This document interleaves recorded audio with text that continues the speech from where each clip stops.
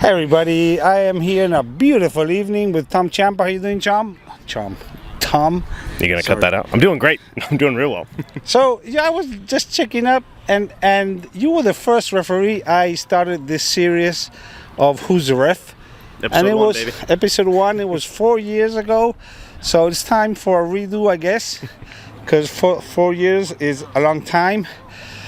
First thing I have to say, I didn't see you at the finals. Is that because you were downgraded or something? Either upgraded or downgraded. I was running touch for the Sharks. It was upgraded. Okay, you at the Miami.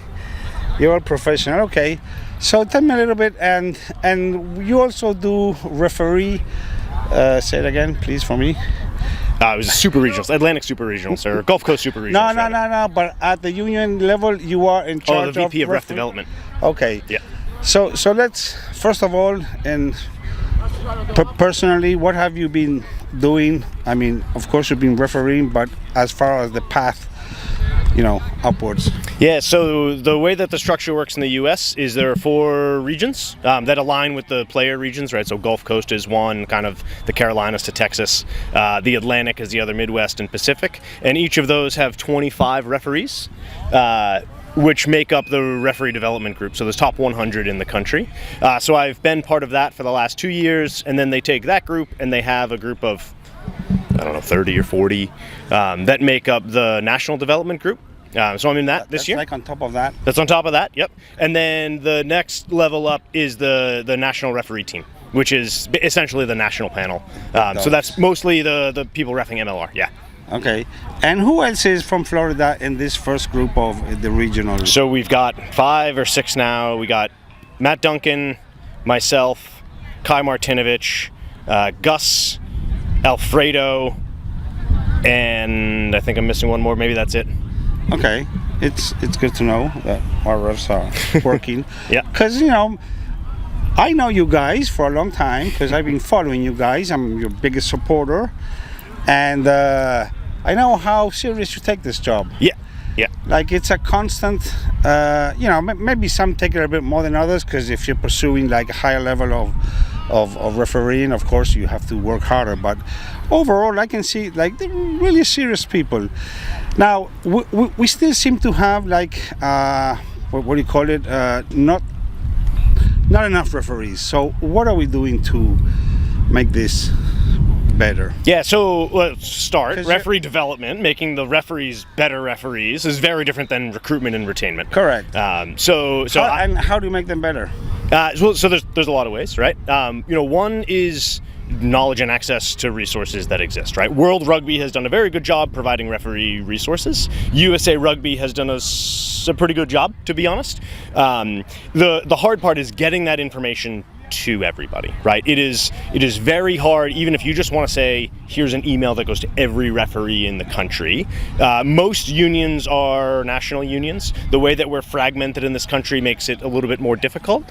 So some of it is just getting that information that's out there and getting it to all the referees, right? Whether it's law changes, updates, interpretations, law clarifications, all those things. The game has evolved, right? The players know this. If you played the game 15 years ago, it's very different than it is today. Yeah, some players know this. Some players know that, some players don't, right? Changes in the law, I mean. But there are plenty of changes to the game that happen, and not just the actual laws that change, but the interpretation and the focus areas on the field.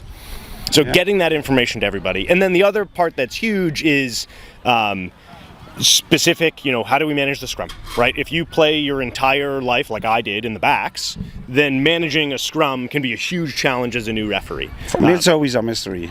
You blow the whistle and punch your arm in one random direction. One and one. The team doesn't know the difference anyway. So everybody's happy. No, they're actually. I mean, there's a lot that goes to it, and there's a lot to look at. I forget that stat of how many infractions there can be at the scrum, but it's something like 56. Things to look for. Maybe it's more, 70. How many things you look at at the scrum, and you get players and sidelines yelling at you for everything, and then all the time they're wrong. But but there's a lot to look at as a referee. During the finals, this is like a personal opinion. I don't know if you got any feedback from the refs as far as how the game goes from the referee point of view.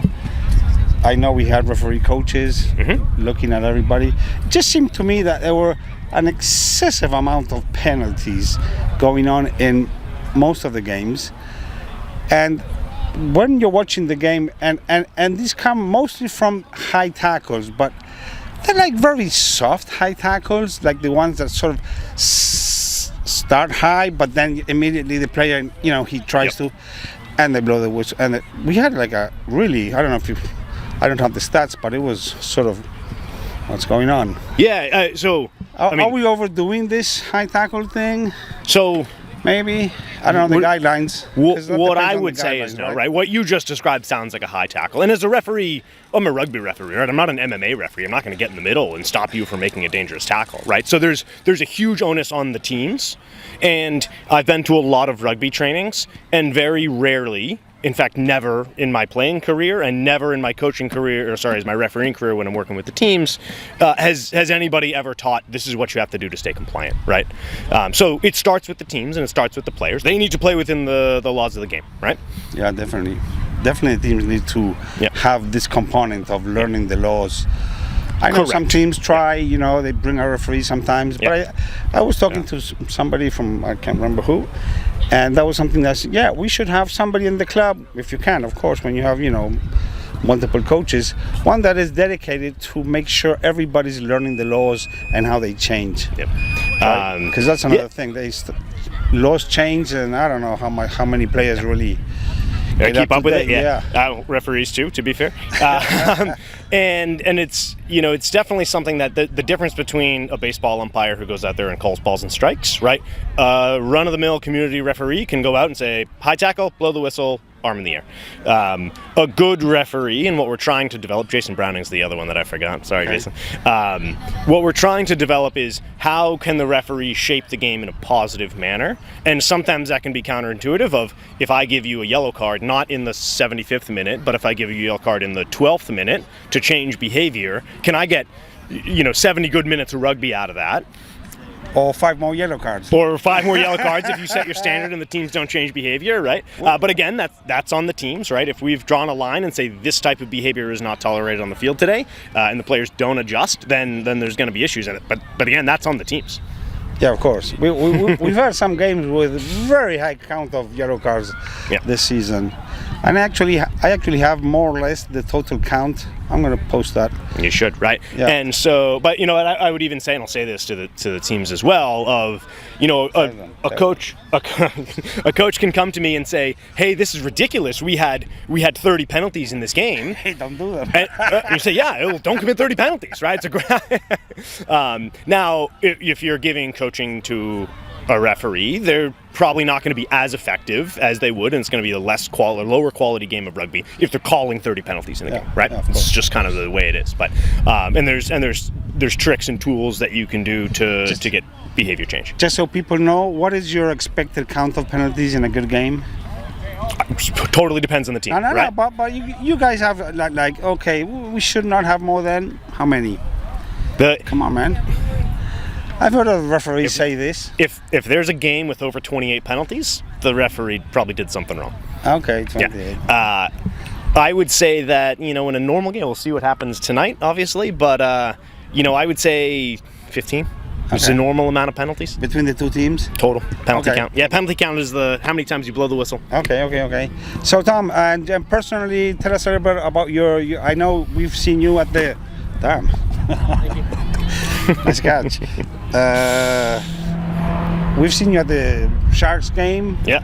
Very frequently, screwing us up most of the times. Just call them what's in front of me, Charlie. Tell us a little bit about that experience and where are you heading? Yeah. What are you looking forward to? Obviously MLR is the highest level of rugby we have in the U.S. Right? That's what, as a referee, that's what I want to be refereeing to, and I want to be selected to referee in the middle there. Working on the sideline is awesome, right? There's no slouches who ref MLR, right? All of whether it's like a Luke Rogan, I was just with Marquise this past weekend, Kat, Cisco, all of these people are really, really good referees, and it's easy to walk off the field and say, I made this mistake, I made this mistake, I made this mistake. Sometimes you watch those games, man, they just did everything right. From not just their accuracy in penalty calling, but also in terms of their communication and their game management of the players. is really, really impressive. So there's a lot to learn from those referees, and that's why it's so helpful. Even just to be on the sideline, I'm mic'd up, I hear everything that they say, is a wonderful learning experience. That and the review process, which can be absolutely brutal. You go through and you made this mistake, you made this mistake, you made this mistake, you were standing in the wrong position here, you didn't check this, even if nothing went wrong, you didn't see if a player was offside. They take you like a dark room with one light and they sit you and...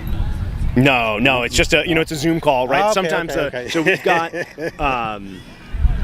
got Alain Roland, who had the '95 World Cup final, is one of the referee coaches for MLR. Oh, really? So he's in Ireland, right? So all those calls are on Zoom, but we go through the clips of the game and every decision and every non-decision, high impact decisions and errors. So we go through that playlist, and it's really, really good because the referee will go and they'll do their self-review, and then the coach will do their review, and they better line up because it's worse if you don't see something during the game and also don't see it on review. Yeah. Okay. Well, hopefully we'll see you in the middle. That's the plan. We'll see. In the near future, so we can even say worse things to you, right? Well, if I cop it pretty bad on the sideline. Yeah, I guess you do because many people know you, so they must be telling jokes on you and. There's some chants that go in my direction. I may tune it out, but I hear it. Okay, so I guess I'll see you like in a couple of weeks, right? The next home game is not this weekend. Yeah. The next one. Be fun. Okay, man. Thank you very much. Of course. And I'll see you around. See you around. Have a good game. Make sure you zoom in when I have to tie my shoe. I'll try.